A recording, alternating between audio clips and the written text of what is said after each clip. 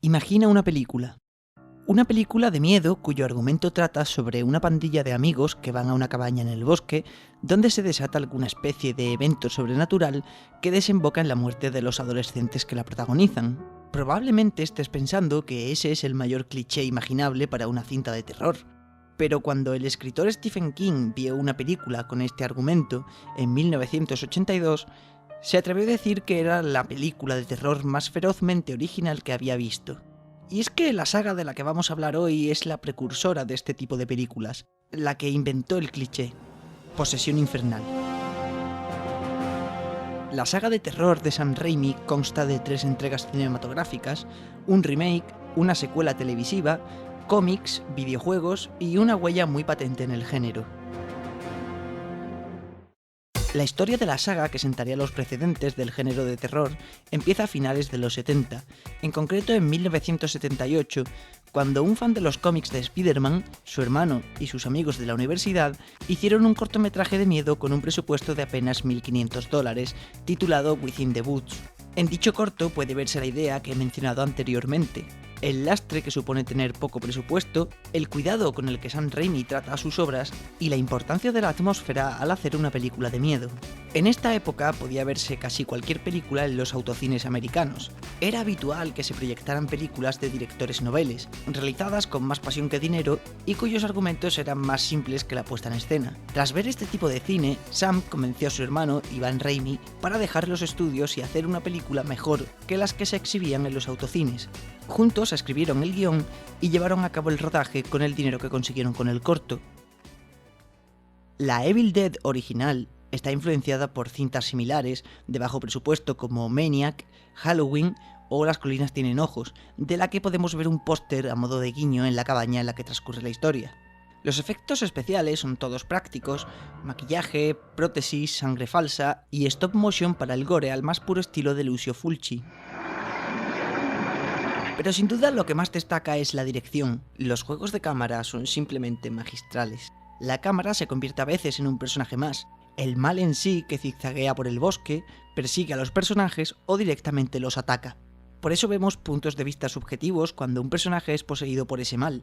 El encuadre cuando Ash está solo en la cabaña nos induce a pensar que realmente no está solo, ya que a través de la cámara podemos observarle desde cerca, desde atrás o incluso al revés, o desde una rendija en el suelo. Los planos aberrantes también ayudan a hacernos saber que la idílica reunión entre amigos del principio se ha convertido en algo de otro mundo, completamente sobrenatural. Estas técnicas consiguen que haya una reacción universal en el público. Nos hacen querer gritar "no entres por esa puerta" o "no bajes al sótano". No es necesario ningún tipo de diálogo para que entendamos qué está pasando. Y además supone una inspiración para cualquier aspirante a director, ya que Sam Raimi la hizo con solo 20 años y con un presupuesto ínfimo. Tanto es así que el coche de Ash era el coche del propio Raimi. Algunos de los actores eran amigos suyos, como Bruce Campbell, que casi codirige la película, Scott Spiegel o su hermano Ted Raimi. Los 3 tendrían varios cameos en la trilogía de Spider-Man que dirigió Raimi, por cierto. Pagaremos la suma de $3.000 al terrorífico, mortal y asombroso Spider-Man.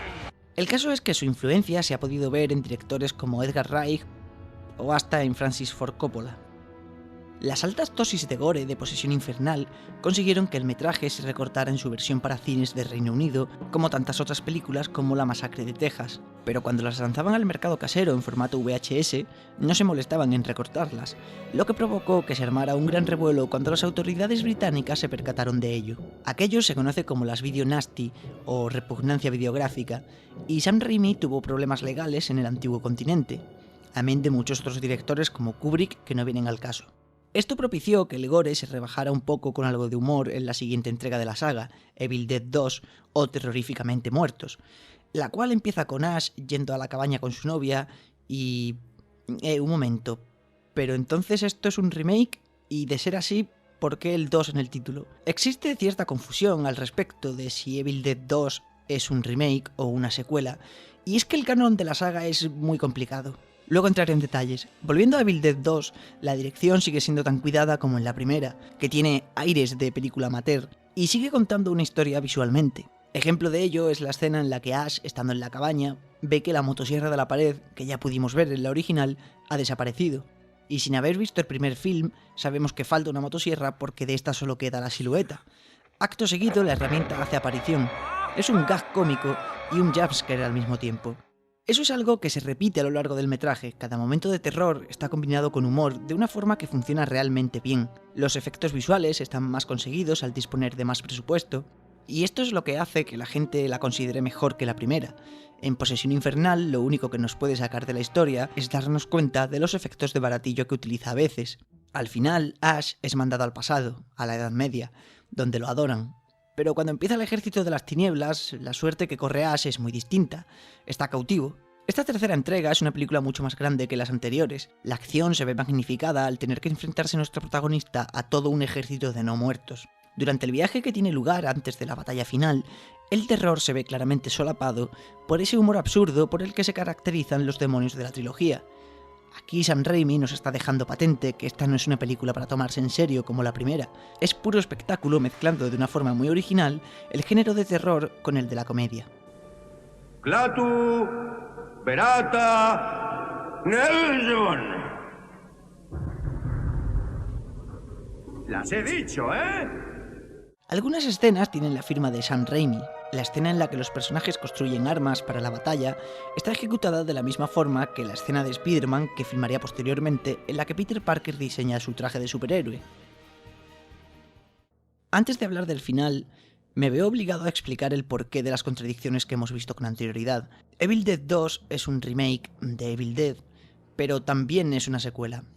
Es decir, el canon de Posesión Infernal empieza con The Evil Dead, pero a la hora de hacer la secuela, la distribuidora New Line Cinema no le quiso ceder a Raimi los derechos de su propia película, así que para hacer una recopilación de los eventos de la primera cinta, tuvieron que recurrir a rodar esos primeros 10 minutos que no son más que eso, un resumen de Evil Dead, con algunos cambios notables como que Ash va solo con su novia a la cabaña, pero posteriormente se hará mención al grupo de amigos, así que lo que no forma parte del canon son esos primeros 10 minutos al principio de Terroríficamente Muertos.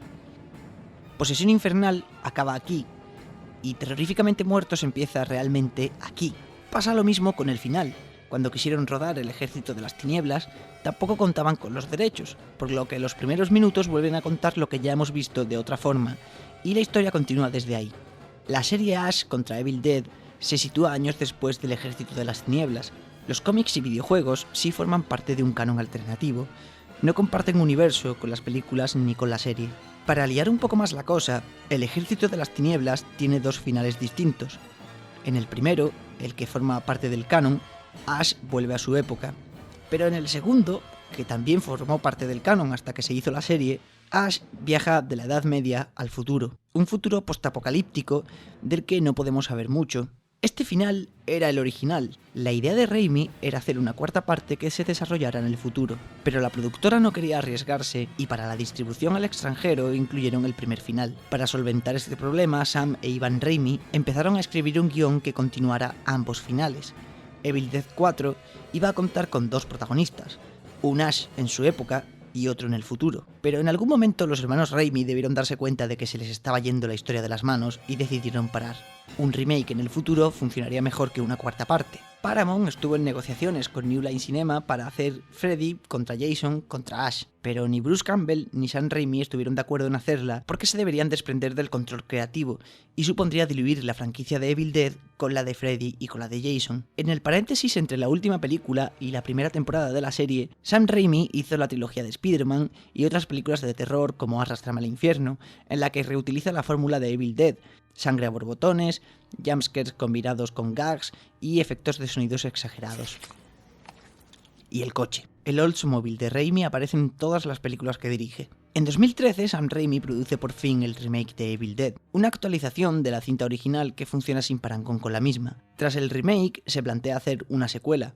Los productores llegan a la conclusión de que una secuela en forma de serie de televisión iría mejor que otra película. Sam e Ivan Raimi se hacen cargo del proyecto y contando con la colaboración de Bruce Campbell se dan cuenta de que lo lógico es que la serie sea una secuela del Ejército de las Tinieblas. Nace así Ash contra Evil Dead. La serie contiene todos los elementos de la trilogía: el gore, el terror, el humor, la dirección de Raimi, Ash con su escopeta y su motosierra, el en Sandwich, la Cheryl original, Ted Raimi, etc. Ash contra Evil Dead consigue tener el espíritu de la trilogía original en cada capítulo. En el piloto, por ejemplo, Ash desata las fuerzas del mal mientras está fumando marihuana, tal y como concibió Raimi la escena de Evil Dead en la que Ash y sus amigos escuchan la cinta en la cabaña. Esta idea se desechó porque les restaría seriedad a la película, pero en la serie encaja porque el toque humorístico ya es inherente a la saga. Este Ash cincuentón que presentan aquí es una parodia de los actores que retoman sus papeles años después de triunfar en el cine, como Bruce Willis o Arnold Schwarzenegger.